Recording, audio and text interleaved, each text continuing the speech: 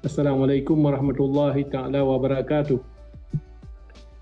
Berdasarkan hasil rapat secara virtual dengan seluruh kabupaten kota terdampak bencana pada tanggal 23 Desember 2025, hasil kajian dan rapat penanganan darurat bencana Aceh yang dihadiri oleh Menko Pembangunan Manusia dan Kebudayaan RI, Kepala BNPB, Wakil Gubernur Aceh dan Dirjen Bina Administrasi Kewilayahan Kemendagri tanggal 25 Desember 2025. Maka saya sebagai Gubernur Aceh dengan ini menetapkan perpanjangan kedua status tangkap darurat bencana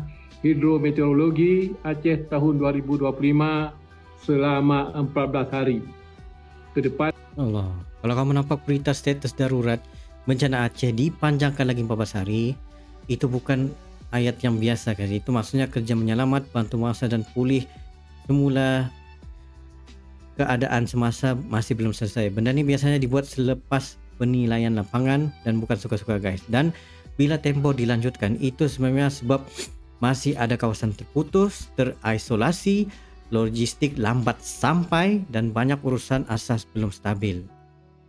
Itu yang Aceh dah banjir semula. Jadi dalam video ni kita akan fokus PD Jaya. Pada 25 Disember, 19 kawasan kampung dinaiki air kerana limpahan Sungai Merudu. Airnya tu naik sampai 2 meter tinggi, menenggelamkan rumah-rumah yang masih lagi duk berlumpur. Ini aerial view yang kita dapat daripada Merudu, yang mana dah pun tenggelamkan dah tu beberapa tempat. Merudu ni terletak kat sebelah sini.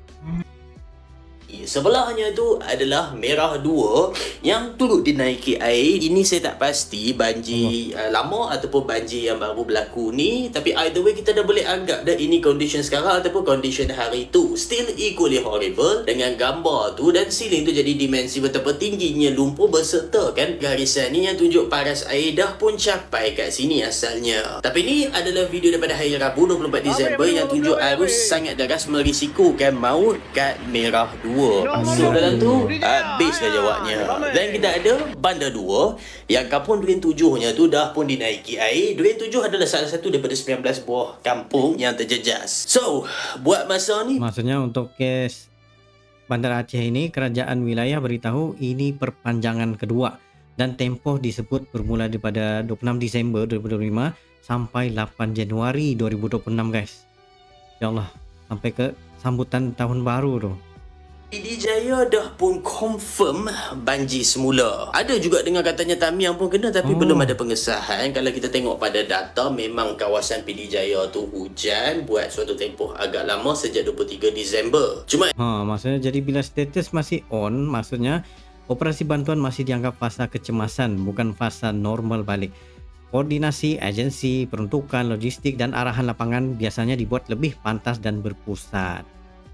At this point memang dah episod kedua buat mangsa-mangsa kat sini. Benda ni buat masa sekarang tak ubah apa-apa pun dengan misi bantuan yang saya sedang rancang bersama Ikhlas Care. Sehingga video ni dibuat, mood sedia ada adalah masih lagi proceed macam biasa, cuma kena bersiap siaga untuk redah lumpur semula. Tapi saya masih lagi dapat soalan, boleh tak boleh serah pakaian yang terpakai? Jawapan ringkas, masih tak boleh. Sebab nak masukkan barang kat sana tu pun susah. Walaupun kita ada berita macam ni, mekanismenya kita orang belum kenal pasti lagi dengan khabar. Bantuan non pemerintah asing diizinkan untuk sementara untuk Sumatera, tapi masih tidak bisa untuk Malaysia melepasi Indonesia guys untuk penghantaran barangan.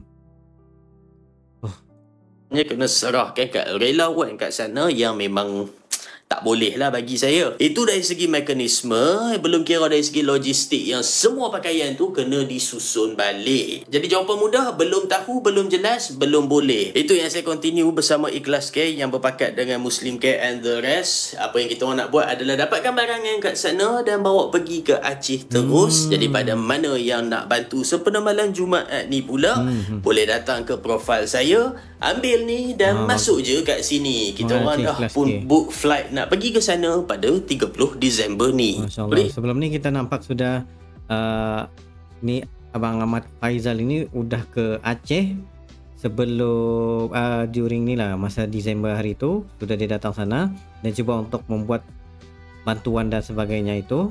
Dan kali ini dia akan pergi lagi 30 Disember dan membeli barang daripada Indonesia sendiri dan dibawa terus guys. Jadi prosedurnya amat complicated, tapi gitulah, kita cari solusi guys. Bukannya ayat yang diberikan dilontarkan di dalam komentar itu seperti nanti Malaysia ini ungkit-ungkit aja gitu, nanti orang Malaysia ini gini-gini gitu. Kita nggak mau guys, kita mau sesuatu yang positif. Apa yang kita dengar yang negatif itu kita buang dulu. Mana yang kita bisa bantu, mana yang kita boleh bantu, kita teruskan. Lepas tu lagi ada yang katakan lagi yang daripada Metro TV News pun, terutama yang disebut dalam laporan yang sebelum ni yang Wali Kota bilang keputusan dibuat lepas rapat koordinasi dengan analisis cepat pos komando dan ambil kira laporan kabupaten ataupun kota yang terkesan.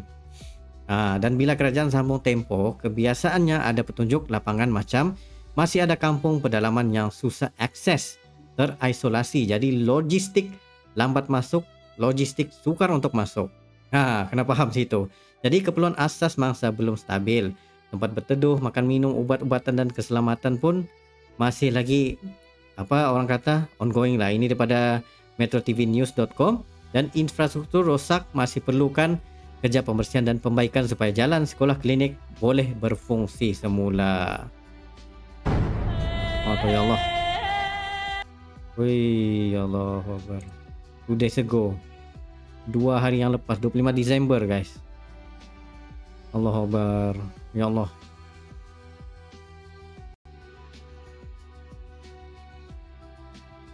Ada juga yang sudah sampai untuk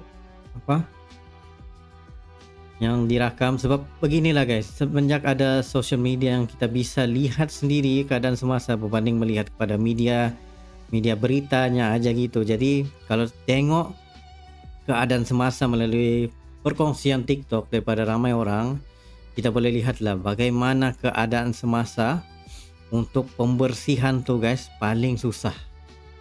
Bukan sesuatu yang mudah nih. Allah hai. Kabupaten Pidijaya, Aceh kembali dilanda banjir. Allah Akbar. Ni korang boleh tengok sendiri macam mana pidato yang dilontarkan juga. Dan ini ada beberapa lah juga yang kita tahu salah satu influencers di Malaysia yang aktif di Indonesia sekarang ni seperti Aisar Khalid, di mana dia banyak pergi ke daerah-daerah yang berlainan. Seterusnya sekarang ni dia pergi ke Aceh untuk memberikan misi bantuan lah Sumatera. Maksudnya segala bantuan itu dia lanjutkan terus di Aceh itu sendiri guys. Dan juga beberapa content creator daripada Indonesia dan ramai lagi guys. Itu yang kita suka bila tengok TikTok. Ramai positivity, ramai yang berkongsi dengan warga juga, memberikan bermacam-macam. Lepas tu dari segi makanan, minuman, tempat tinggal. Begitu juga kerjasama dengan kerajaan Indonesia yang sekarang ni bertungkus lumus untuk membantu mangsa mana yang boleh teruskan. Lepas tu ada juga yang katakan macam TNI tidak buat kerja gini-gini nih.